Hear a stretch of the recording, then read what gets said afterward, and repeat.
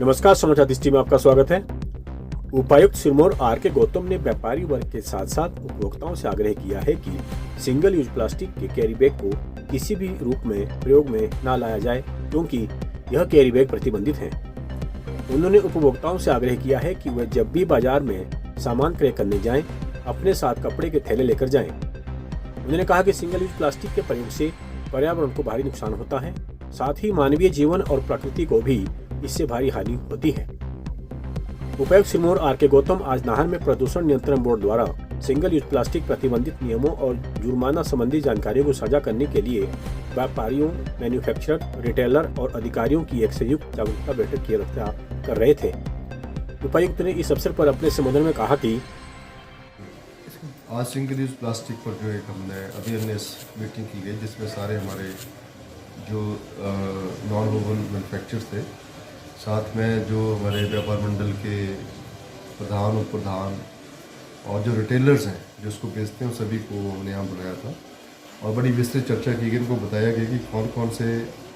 Plastic के carry bag तो सारे के सारे बंद हैं हिमाचल में, सारी कंट्री में कोई भी प्लास्टिक कैरी बैग जो है वो किसी भी जीएसएम का जो है अलाउड नहीं है। इसके अलावा जो हमारे नॉन वोमन कैरी बैग्स हैं,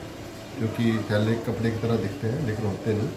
उसमें पहले 60 जीएसएम का बंद था। अब 1 जनवरी से 80 जीएसएम का भी 80 जीएम से नीचे जो है वो सारे के सारे बंद कर दिए गए हैं। उसकी जानकारी भी इनको दी गई और ये भी कहा गया कि जितना भी स्टॉक पुराना पड़ा है या नया इनको 80 जीएसएम से नीचे पड़ा है, उसको या तो आप वापस उसको करें जहाँ से खरीदा गया है, या फिर उसको डिक्लेयर करके जो है पोल्यूशन कंट्रोल बोर्ड के हवाले कर दें, ताकि उसका प्रॉपर डिस्पोजल जो है साइंटिफिक वे में किया जा सके और किसी तरीके का जो है वो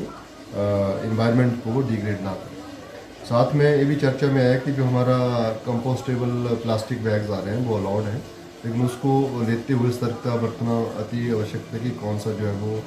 सही में कंपोस्टेबल जो है वो प्लास्टिक बैग है, कौन सा नहीं है, उसके बारे में भी जानकारी दी गई। कैसे उसको टेस्ट करना उसके बारे में भी इनको बताया गया कि इसको टेस्ट करने का जो है वो क्या उसमें तरीका रहेगा। साथ में जो हमारे टोबैको पैकिंग का, जिसमें भी जो प्लास्टिक में सारा बैन किया गया है, उसके बारे में चर्चा की गई। जो